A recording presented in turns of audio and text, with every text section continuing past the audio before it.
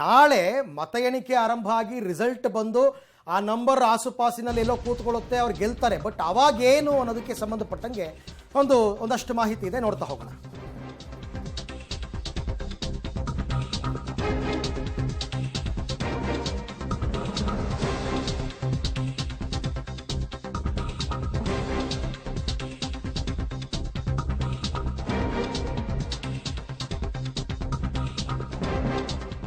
ನಾಳೆ ಲೋಕಸಭೆ ಚುನಾವಣೆಯ ಮಹಾ ತೀರ್ಪು.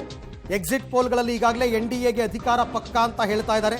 ಹಾಗಾಗಿ ವಿಜಯೋತ್ಸವಕ್ಕೆ ಈಗಿನಿಂದಲೇ ಬಿಜೆಪಿ ಇವತ್ತಿನಿಂದಲೇ ತಯಾರಿ ಮಾಡ್ಕೋತಾ ಇದೆಯಂತೆ. ಎಕ್ಸಿಟ್ ಪೋಲ್ ಭವಿಷ್ಯವಾಣಿ ನಿಜವಾದರೆ ವಿಜಯೋತ್ಸವವನ್ನು ಆಚರಿಸೋಣ ಅಂತ. ಸಹಜವಾಗಿ ಸಣ್ಣ ಸಣ್ಣ ಎಲೆಕ್ಷನ್ನಲ್ಲೇ ವಿಜಯೋತ್ಸವ ಆಚರಿಸ್ತಾರೆ, ಇಡೀ ದೇಶ ಗೆದ್ದಾಗ ಆಚರಿಸದೇ ಇರ್ತಾರ. ಬಿಜೆಪಿ ಕಚೇರಿಗೆ ಮೋದಿಯವರು ಆಗಮಿಸ್ತಾರೆ. ಸಾಯಂಕಾಲದ ವೇಳೆಗೆ ಬರಬೇಕಾದ್ರೆ ಅವರ ಮನೆಯಿಂದ ಬಿಜೆಪಿ ಕಚೇರಿ ತನಕ ರೋಡ್ ಶೋ ಮಾಡ್ತಾರಂತೆ. ಮೋದಿ ನಿವಾಸದಿಂದ ಬಿಜೆಪಿ ಕಚೇರಿಯ ತನಕ ಈ ರೋಡ್ ಶೋ ನಡೆಯುತ್ತೆ. ಸುಮಾರು 2 ಕಿಲೋಮೀಟರ್ ಅಂತ ಹೇಳ್ತಾ ಇದ್ದಾರೆ. ಆ ರೋಡ್ ಶೋನಲ್ಲಿ ದೇಶದ ಮೂಲೆ ಮೂಲೆಯಿಂದ ಸರಿಸುಮಾರು 1 ಲಕ್ಷ ಮಂದಿ ಭಾಗಿಯಾಗುವ ನಿರೀಕ್ಷೆ ಇದೆ ಅಂತ ಕೂಡ ಹೇಳ್ತಾ ಇದ್ದಾರೆ. ಯಾವುದೇ ಪಕ್ಷ ಗೆದ್ದರೂ ಕೂಡ ಇದು ಎಕ್ಸ್ಪೆಕ್ಟೆಡ್. ಯಾಕೆ ಅಂತಂದರೆ ಇಡೀ ದೇಶವನ್ನು ಗೆದ್ದಿದ್ದೀವಿ, ಅದು ಹ್ಯಾಟ್ರಿಕ್ ಸಾಧನೆ ಅಂತಕ್ಕಂಥದ್ದು. 10 ವರ್ಷಗಳ ಆಡಳಿತದ ಬಳಿಕವೂ ಕೂಡ ಆ್ಯಂಟಿ ಇನ್ಕಂಬೆನ್ಸಿ ಇಲ್ಲ ಅಂತಂದರೆ ಅದನ್ನು ಸೆಲೆಬ್ರೇಟ್ ಮಾಡೇ ಮಾಡ್ತಾರೆ. ಹೇಗಿರುತ್ತೆ ಅಂತ ತಿಳ್ಕೊಳ್ಳೋಣ ನನ್ನ ಕೊಲೀಗ್ ಶಬೀರ್ ಅವರಿಂದ. ಶಬೀರ್, ಈಗ ನಾಳಿನ ವಿಜಯೋತ್ಸವಕ್ಕೆ ತಯಾರಿ ಹೇಗಿದೆ ಅಂತ? ಅರವಿಂದ್, ನೋಡಿ, ನಾಳೆ ಬಿಜೆಪಿ ಅಥವಾ NDA ಗೆಲ್ಲುತ್ತೆ ಅನ್ನುವಂಥದ್ದು ಈಗ ಎಕ್ಸಿಟ್ ಪೋಲ್ಗಳಲ್ಲಿ ಬಹುತೇಕ ಖಚಿತ ಆಗಿರುವಂಥದ್ದು. ಈ ಹಿನ್ನೆಲೆಯಲ್ಲಿ ಬಿಜೆಪಿ ಈಗಾಗಲೇ ಸಾಕಷ್ಟು ತಯಾರಿಗಳನ್ನ ಮಾಡ್ಕೊಳ್ತಾ ಇರುವಂಥದ್ದು. ಮತ್ತೆ ಅದರಲ್ಲೂ ಕೂಡ ಈ ಬಾರಿಯ ವಿಜಯೋತ್ಸವ ಇದೆಯಲ್ಲ, ಇದು ಒಂದಿಷ್ಟು ಬಿಜೆಪಿಗೆ ಮತ್ತೆ ನರೇಂದ್ರ ಮೋದಿ ಅವರಿಗೆ ಸ್ಪೆಷಲ್ ಆಗಿರುವಂಥದ್ದು. ಯಾಕೆ ಅಂದ್ರೆ 3ನೇ ಬಾರಿಗೆ ಪ್ರಧಾನಮಂತ್ರಿಯಾಗಿ ನರೇಂದ್ರ ಮೋದಿ ಅವರು ಆಯ್ಕೆ ಆಗ್ತಾರೆ. ಇದೊಂದು ಹ್ಯಾಟ್ರಿಕ್ ಸಾಧನೆ ಆಗಿರುವಂಥದ್ದು.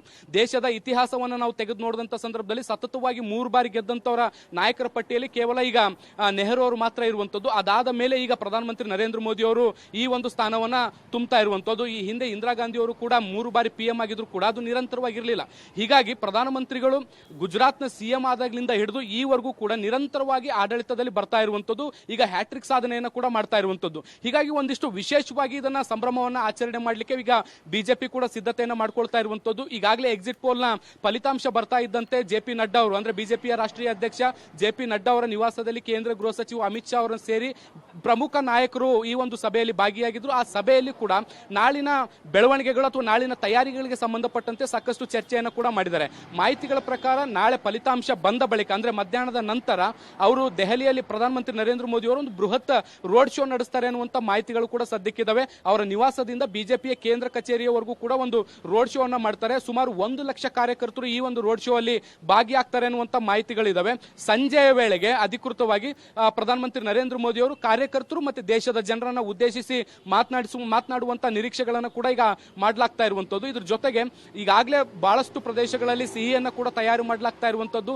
ನಾಳೆ ಬಿಜೆಪಿಯ ಗೆಲುವು ಖಚಿತ ಆಗ್ತಿದ್ದಂತೆ ಇಡೀ ದೆಹಲಿಗೆ ಸಿಹಿಯನ್ನ ಹಂಚಿ ಸಂಭ್ರಮ ಮಾಡಲಿಕ್ಕೆ ಕೂಡ ಈಗ ಸಾಕಷ್ಟು ಸಿದ್ಧತೆಗಳನ್ನ ಮಾಡ್ಕೊಳ್ತಾ ಇರುವಂತದ್ದನ್ನ ಕೂಡ ನಾವು ಗಮನಿಸ್ತಾ ಇದ್ದೀವಿ. ಒಂದ್ ರೀತಿ ನಾಳೆ ಇಡೀ ದೆಹಲಿಯಲ್ಲಿ ಹಬ್ಬದ ವಾತಾವರಣ ನಿರ್ಮಾಣ ಮಾಡಲಿಕ್ಕೆ ಬಿಜೆಪಿ ಎಲ್ಲ ತಯಾರಿಗಳನ್ನ ಮಾಡ್ಕೊಳ್ತಾ ಇದೆ. ಅರವಿಂದ್. ಓಕೆ.